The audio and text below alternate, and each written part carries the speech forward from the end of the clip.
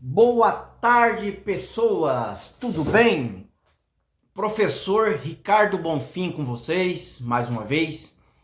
Pretendo fazer um breve relato sobre a questão Israel-Palestina. Muitas pessoas me perguntam por que eles brigam, como que é essa guerra, né? Que confusão é essa? De onde vem isso aí? Por quê? Né? Muitas pessoas confundem tudo, pensam que israelita é hebraico, desculpa, pensa que o pessoal de Israel é árabe, são árabes, e não são. Pensa que as mulheres de Israel usam aquele pano na cabeça, o chador, a burca, e não usam. Aquilo lá são as muçulmanas, os países árabes. Pensam que lá é um país religioso, altamente religioso. Não, é um país bastante ateu. E tem muitos religiosos, sim, tem os rabinos ortodoxos, né? Mas tem muito ateu e é onde tem a maior parada LGBT do mundo, é em Israel. Então, quero bater esse papo aqui com vocês, né? Acredito ser importante, conheço bastante sobre Israel, porque eu me interesso pelo assunto, desde criança. Eu tenho grande interesse por esse tema, por esse assunto, uma certa atração, tem alguma coisa com os judeus, não sei bem o que é, não sei se eu tenho origem judaica, né? Mas eu tenho um quê com eles desde de criança. Por causa das histórias bíblicas também, né? Então, Israel. Antes de tudo, como que iniciou Israel, né? Remonta aos tempos bíblicos, que eu tenho como historicidade, porque eu não duvido que tenha existido Abraão, que tenha existido Isaac, que tenha existido Ismael, né? São coisas que é vívido na cultura deles, né? Foi passando de pai para filho. Então tudo começou em Abraão, que habitava a região de Ur dos Caldeus, que é a mesma região entre rios, Babilônia, Mesopotâmia, Babilônia, Caldeus, Sumério, né? Império Sumério, região Suméria. Todos esses nomes, né? Caldeia, Suméria, Mesopotâmia, Babilônia, Império Babilônico. E tem mais nome ainda, que eu não lembro. Todos esses lugares remetem a uma mesma região, um mesmo local. Né? Mesopotâmia, região entre rios. Entre rio Tigre e Eufrates. Então, tudo iniciou com Abraão habitando a terra de Ur. Isso que eu tô falando não é Israel não, tá? Israel já é um pouco fora. Isso que eu tô falando é mais ao ocidente, é mais para cá um pouco. Então, Abraão mandou ele seguiu viagem, habitou nas regiões de Sodoma e Gomorra, que fica fora também um pouco de Israel. E para chegar até a chamada Terra Prometida, Terra de Canaã. Só que quando Israel, que atravessou os desertos e chegou na Terra de Canaã, ele teve que tirar os cananeus, ou cananitas, como preferir. Os cananeus ou cananitas, que dentre eles tinha os filisteus, né? Tinha os cananeus, filisteus, tinha os medianitas, tinha os néfilim, os gigantes, a turma dos gigantes que habitava toda aquela região ali. Israel teve que expulsar esse povo, tirar essa turma daí para poder tomar a região da Grande Palestina. A Grande Palestina dos tempos bíblicos era maior do que Israel hoje. Ela englobava ali parte que hoje pertence a outros países. Então, eles tomaram essa terra, isso antes de Cristo, nos tempos bíblicos de Abraão, Isaac e Jacó. Tiveram o cativeiro na Babilônia, também antes de Cristo, ali enquanto tinha o primeiro templo. Então eles foram levados ali por volta do ano 500 a.C. para o cativeiro na Babilônia,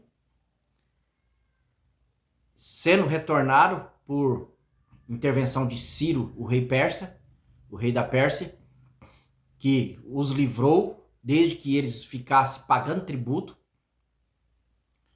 para Ciro, o rei da Pérsia, que é onde é o Irã hoje.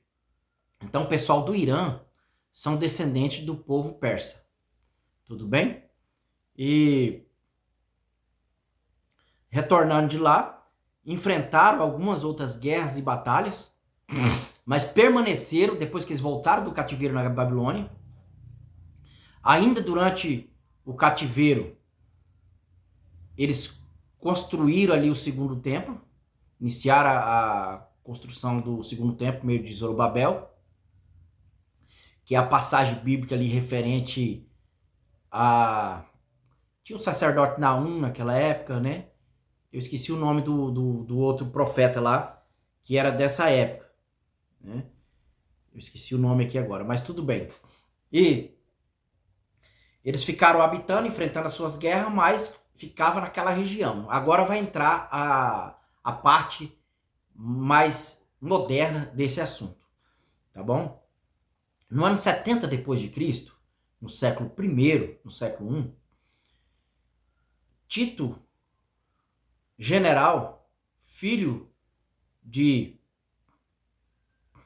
do imperador romano otomano, Otaviano. Na época do imperador Otaviano, o general Tito, filho deste, invadiu Jerusalém e destruiu o templo. Diz que, na verdade, não era o plano inicial de Tito destruir o templo. Os judeus estavam ali em Massada, naquela resistência contra o Império Romano. Vocês lembram que teve uma minissérie até, Massada? E ali naquela luta, naquela batalha toda, os romanos conseguiram invadir e eles correram, fugiram e entraram no templo, que era o único lugar mais seguro que tinha sobrado para eles. Os judeus que não se mataram fugiram e o Império Romano foi atrás, os soldados romanos. E por causa da resistência no templo, os soldados estavam muito furiosos, porque tinha morrido muito, tido muito baixa entre os romanos também. E a fome e o sofrimento ali, naquele cerco em Massada, que durou muito tempo. E acabaram por invadir o templo e naquela ira, naquele descontrole, Tito não conseguiu controlar aquela tropa e eles, para pegar também o ouro do templo, incendiaram o templo tudo e não ficou pedra sobre pedra, cumprindo a profecia de Jesus Cristo. Jesus Cristo um dia mostrou para os seus discípulos a beleza do templo, os discípulos mostrando, né, a beleza do templo. Ele falou, eis que aqui não ficará pedra sobre pedra, que não seja derrubada. Então, o segundo templo foi feito na mesma região, no mesmo local do primeiro templo. Entendeu? Então acabou não ficando mesmo, de fato, pedra sobre pedra. No ano 70, 70 anos depois da morte de Cristo, esse imperador Tito invadiu lá, incendiou tudo e teria pegado o ouro do templo todo. E nessa invasão ocorreu a diáspora, que foi a separação, né, a disseminação do povo judeu pelo mundo. Essa parte que quase ninguém entende e fica assim sem compreender, né? Por que isso? Como assim Segunda Guerra? O que é o sionismo? E vira uma confusão na mente das pessoas. Então o que aconteceu?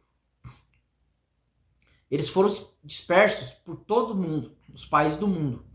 Alemanha, Estados Unidos, Brasil. Eles foram espalhados. Isso depois, né? Primeiramente para a Europa, que na época não existia Estados Unidos e Brasil. Eu estou falando agora da Segunda Guerra Mundial, né? Mas bem antes, eles foram espalhados ali para parte da Europa, para a Ásia, parte também até da África, que inclusive foi reconhecido um pessoal como judeu. Israel mandou um avião para levá-los ali da região da Etiópia, próximo à Etiópia. Tinha um grupo ali que, por meio de exame, constataram que ele era judeu e o avião levaram eles de volta para Jerusalém.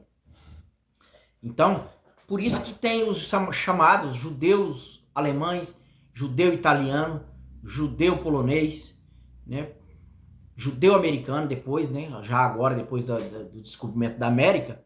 Então, eles, na Segunda Guerra, também vieram para o Brasil, para a Argentina, Estados Unidos, dentre outros países pelo mundo. Espalhou pelo mundo todo. Então, era o exemplo mais usado nas aulas de direito, que a nação seria... povo, né? A nação é o Estado, povo, território e governante. E eles não tinham governante nem território. Então, eles não eram considerados um Estado. Eles eram uma nação de gente, uma nação grande, né? Um povo sem Estado, sem terra, sem pátria. Aí você me pergunta, professor Ricardo, até quando eles ficaram vagando pelo mundo sem pátria, sem terra? Né? E lá, essa terra lá, o que aconteceu com essa terra? Quando eles foram expulsos no ano 70, expulsos de Jerusalém, os palestinos, que eram os árabes, os beduínos que habitavam aquelas regiões ali, desérticas, acabaram dominando, indo morar, residir, plantar e morar. Se apossou daquela região de Israel, depois do ano 70, que eles foram dispersos. E eles ficaram por mais de 2.000 anos, mais não, mas deu 2.000 anos, quase 2.000 anos, eles ficaram sem terra, sem pátria. Porque só em 1948, através de uma sessão solene, o brasileiro Oswaldo Aranha presidiu a sessão solene da ONU, criando o Estado de Israel, que foi criado no dia 14 de maio de 1948. 14 de maio de 1948. Então foi um brasileiro que criou aquela nação lá. Por isso que Israel tem toda essa amizade, essa consideração com o Brasil. E aí naquele ano eles começaram a implantar o Estado de Israel e o primeiro governante ali foi David Ben-Gurion.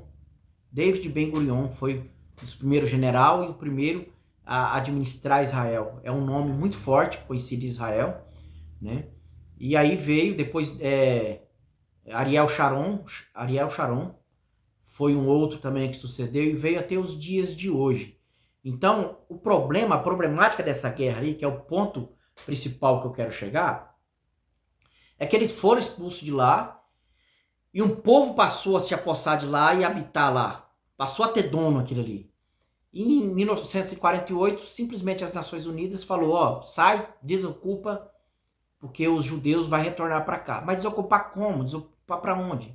Eles tinham as plantações ali, suas terras, suas casas, e eles tiveram que evacuar, limpando aquela região para o povo judeu de todo mundo ir para lá.